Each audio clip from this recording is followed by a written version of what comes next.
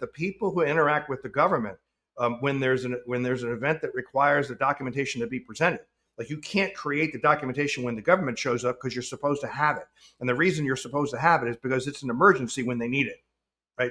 So they're not waiting around for you to create the documents. They're going to do a pretty intensive interview and try to figure out who else they got to go to see if they can find the next document link, and they'll deal with you later. The Uyghur program, the customs program, the forced labor program, is enforcing trade law, international trade law with respect to the treatment of workers. So this is forced labor. Can be child labor. It can be prison labor.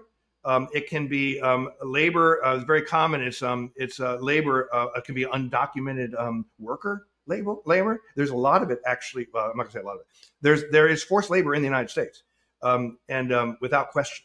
And so that's a form of forced labor. Now, the Uyghur Forced Labor Protection Act is different than other statutes in that Congress was presented with sufficient evidence to become satisfied that certain regions in China where the forced labor was so ingrained in those regions